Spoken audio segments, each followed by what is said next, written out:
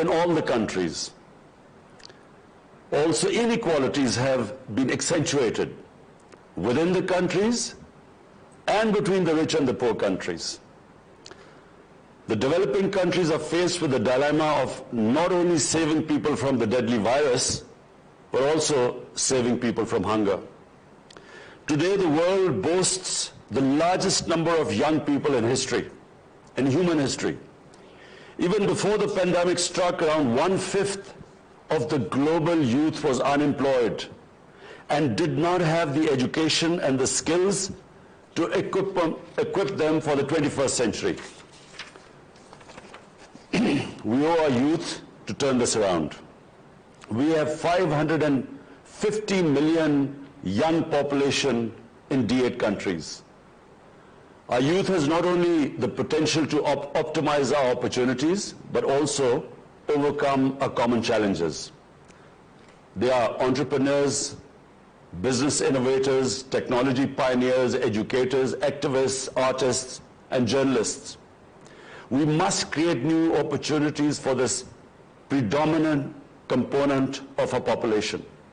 Harnessing technology, promoting innovation, investing in youth education, skills and training is therefore an urgent imperative. We in Pakistan are pursuing these initiatives through programs such as Kamyab Jawan, Hunarmand Pakistan, Youth Entrepreneurship Scheme, and Digital Pakistan. Excellencies, around 100 years ago, our great poet-philosopher Allama Iqbal,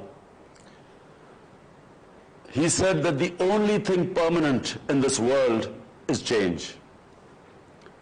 In a century since the times of Iqbal, the world has changed tremendously. The pace of change has intensified in recent times. The rate of change has become exponential. Information and technology breakthroughs are fast transforming science fiction of yesterday into today's reality. Only 5 years ago, the World Economic Forum had predicted that the fourth industrial revolution will fundamentally alter the way we live, work, and relate to one another. Today, as we meet on this virtual platform, already we can sense the arrival of this revolution. Excellencies, contemporary global challenges of a changing world are a moving target. No single country can address these complexities in isolation. Partnerships are essential. I am happy that in D8 we have a platform to work together for mutual benefit and win-win solutions. In our view, the D8 would do well to pay special attention to following three areas while dealing with a rapidly transforming world.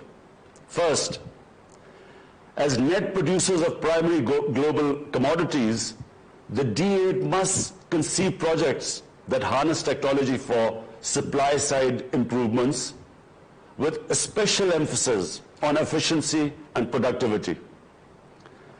With cost of transportation and communications improving due to innovations, the D8 members must partner to keep pace with the logistics and global supply chains.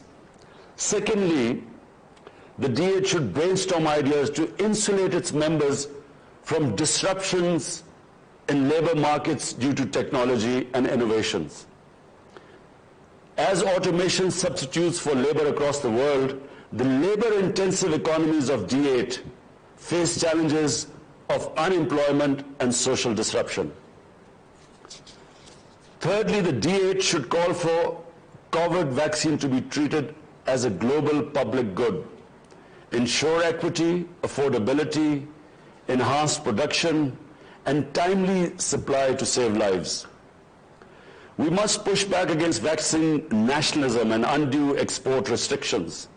The global vaccine manufacturing companies must either speed up production or share their technology and expertise with developing countries for adequate vaccine supply.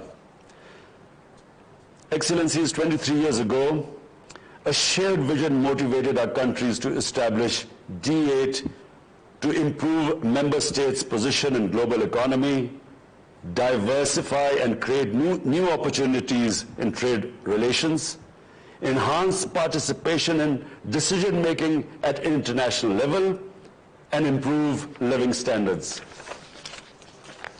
Today, D8 is a grouping of over 1 billion people, with a combined GDP of $4 trillion. We possess two essential prerequisites for growth: resources and enterprising people. As part of our endeavors to realize the vision of D8 in these testing times, I propose the following 5-pronged roadmap. 1. We must mobilize financing and resources to recover robustly from the economic and health crisis induced by COVID pandemic.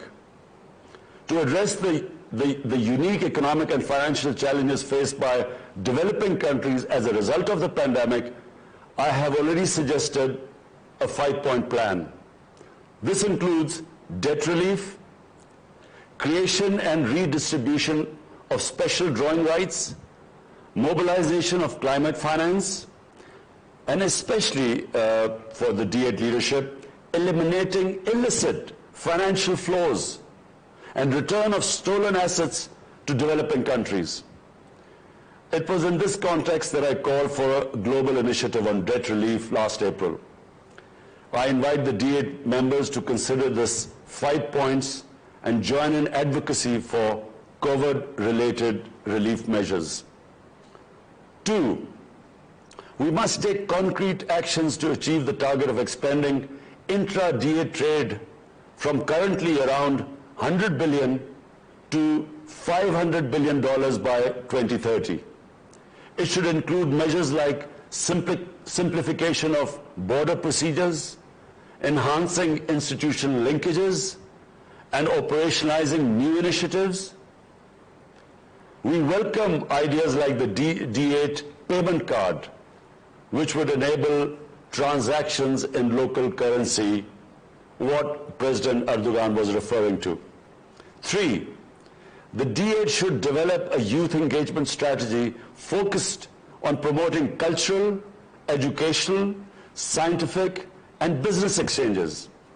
Linkages should be established between educational institutions like scholarships, skill development, trainings, fellowships, joint research, and exchange programs for the youth, particularly in the field of science and technology. 4, technological development is a gateway to economic prosperity, particularly in the post-pandemic period when reliance on technology would be greater than ever before in human history. To remain competitive, we must promote knowledge-based economies, increase expenditure on research and development, and focus on rapid digitalization. Pakistan has recently hosted the inaugural meeting of the D8 Network of Pioneers of Research and Innovation. 5, we should make D8 more relevant to the lives of our citizens by promoting food security, enhancing cooperation in health, holding joint sports events, and helping each other during natural disasters. To achieve these goals, we need a high level of commitment and mobilization of financial resources by both developed and developing economies. Partnerships between governments, international financial institutions, businesses, and civil society are essential to leverage technology, innovation, and skills to enable every young person to have all opportunities to realize their potential. I'm confident that our collective wisdom and commitment will bring a new vigor to D8. I wish you all a blessed Ramzan, and I thank you.